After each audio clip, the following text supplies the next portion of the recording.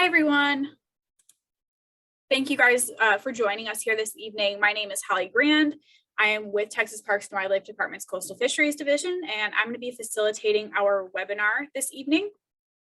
Just a few reminders before we get started here. Our cameras, microphones, and the chat are going to be disabled during the webinar. And if you have any questions during the presentation, please be sure to use that Q&A feature that's going to be located at the bottom of the screen in Zoom. We'll answer all questions at the end of the presentation, but feel free to type in your questions at any point into that box. If you would like to provide comments about the proposed changes here tonight, please email them to, there's the CFish email account that has been in the scrolling webinar presentation beforehand, and it should also be up on a slide during the presentation as well, so you can write that down. You will also receive a follow-up email from Zoom tomorrow with that same email address in it and a link to our YouTube page where this webinar recording will be posted tomorrow. So look for that tomorrow if you have any questions, comments, or if you'd like to review the recording. And with that, I'm going to hand it over to our presenters here this evening. Hi, this is Christine Jensen. I'm the ecosystem leader here for the Galveston Bay system, and with me is Chris Staffen, and he's one of the biologists here in the Galveston Bay team, and we're going to be giving you this presentation. So first of all, we're holding this public hearing tonight to gather information from you concerning a modification of a private oyster certificate of location number 411A. And our job here is to ensure that everyone understands the proposal and has an opportunity to comment. We'll be recording this meeting to provide an official record. Comments resulting from this meeting will be presented to Parks and Wildlife Management for consideration. If you have any written comments, if you have any comments, please submit them to the email address cfish@tpwd.texas.gov, and that will be at the end of our presentation if you'd like to get that and write that down. And then your comments will also be included in the formal record for the meeting. If you'd like to submit your comments by mail, let me know in the Q&A, and I can provide you with our address.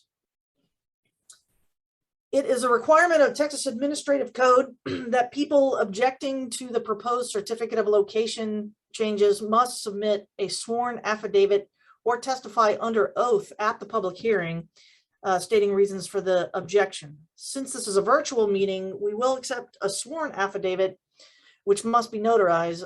Please use the Q&A feature to let me know if you'd like to make an official objection, and we can get with you and make sure that we can make that happen.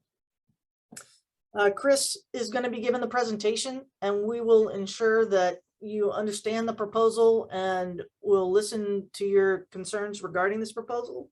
We're not here to debate the issue, just to ask or to let you know what the proposal is and gather any comments from you.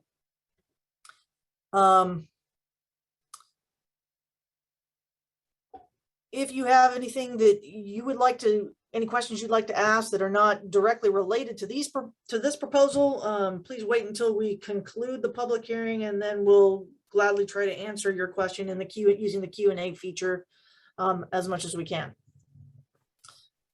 Comments will be accepted until Tuesday, January 11th, so that's a week for comments. All comments received by that date will be considered by Parks and Wildlife, and a decision will be made on whether or not we will allow modification of this certificate of location.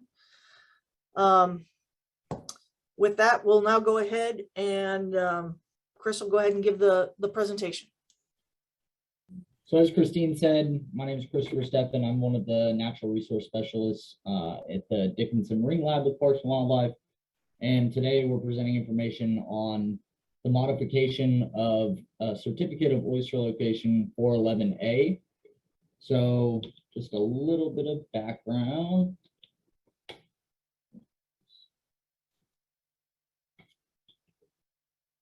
These are the oyster locations that are going to be of concern for this. So we've got 390, 391A, 392A, and then we have 411A. And so essentially what's happening is the Galveston Ship Channel expansion is taking place near these 3 oyster locations that are already in existence. The channel is going to be expanded 85 feet on both sides and will directly impact the boundary of these 3 locations here. And just for reference, this is Eagle Point. So we've got a map in the top right corner, just, for frame of reference so that people know where it's at in Galveston Bay. And so this is an image of the current ship channel. So you can tell the barge lanes. So we have the actual ship channel here in the solid lines, and then the barge lanes are further out and they're dotted. It's already pretty close to 391 and 392. So with this expansion, the 2021 ship channel will directly impact and cause a loss of 0.7 acres. However, the Port of Houston has already talked about planning to expand the ship channel another 150 feet beyond that in 2032. So this is actually the boundary line that would now become if we stayed 350 feet away. So the newer one would actually have the barge lanes all the way out here. And then the future barge lane in 2032 would be this orange dotted line. And so in order to keep the oyster location, give it a 350-foot buffer so it's not butted right up against the barge lanes, it's been proposed to move 13.6 acres and grant permission to do that to a different already existing oyster location. And so this is 411A's current shape in the green. So this is its current boundary, and this is the proposed boundary in yellow. So part of what we have to do in a situation like this is ensure that there's no natural oyster habitat already existing in the area. And so we completed 3 different rounds of sampling, pulling oyster dredges and counting for black shell, which is dead shell, brown shell, and then the number of live oysters that we caught in those dredges. So each one of these points is a different sampling point, and the corresponding number for this one of brown shells that we found at that sampling point. So you can tell to the south, there were quite a few brown shells found in multiple samples in most of the samples. And it's not surprising because we actually have natural oyster reef just south of where this location already exists. So what we did is we went and sampled further west and further north, and you can tell here, so any of the black dots are 0. Basically, we had a no catch of brown shell, and yellow is 1 to 19. All of the numbers are really, really low. So the highest number we had was 3 brown shells to the north, which was really close to the lease where it stands now. And so what we're trying to do is make sure that we don't have, a large abundance of brown shells in a spot because we don't want to impact natural oyster reef. And just for reference, so in that area, this is what the typical dredge looked like. So there were quite a bit of brown oyster shells found in that area. And those oyster shells serve as substrate and habitat for spat to settle on and grow more oysters. So this is the same image, but now we're looking at live oysters. And again, you see the same picture. 0 is we didn't find any live oysters. On the high end, we found 42 live oysters in one of the samples, and that was directly to the south, right on the boundary. And so we really wanted to stay away from that because we don't want to impact that habitat. But you can tell to the west and to the north, we didn't really find any live oysters other than this one sampling point that had 3 as well.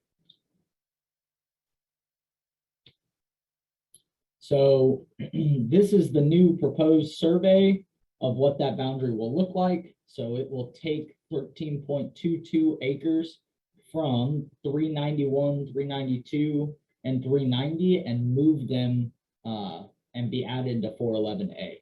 And so you can see based on this shape here that we are not allowing anybody to go further south so that we prevent any impacts to that natural oyster habitat.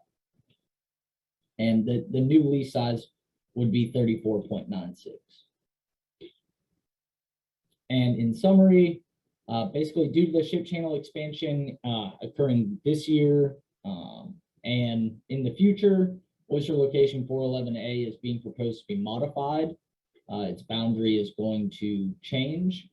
And after sampling the proposed area, we found that no natural oyster reef habitat was present. And then another primary purpose of this hearing is to determine if this location has been publicly fished within the last 8 years. So with that, as Holly said, we've got the Seafish email set up for any comments, but Christine, do you want to take over sort of the closing on that? I can leave my screen up if you want.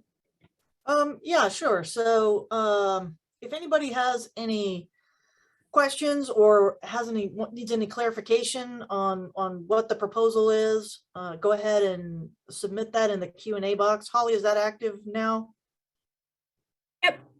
There's Okay. nothing in it yet, but we'll keep it, we keep an eye on it for just a little bit here. All right, that sounds good. So we'll give it a few minutes, I guess. Did anyone want me to go back and to any specific slides? I don't know if I went fairly quickly on that. It's 6:13 now. We'll give it a minute or so. And if nobody has any questions, then we'll conclude the presentation.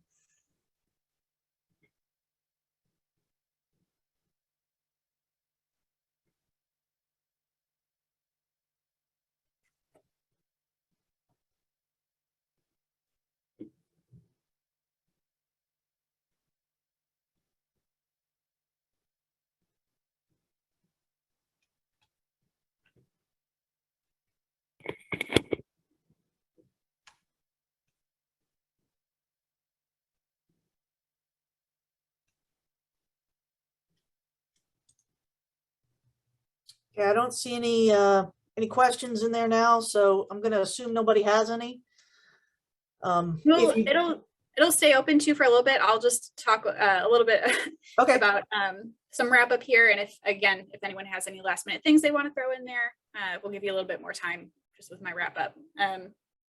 But again, you will be getting an email, follow-up email from Zoom tomorrow at some point with, again, that Seafish email where you should be sending all of your comments directly to that email.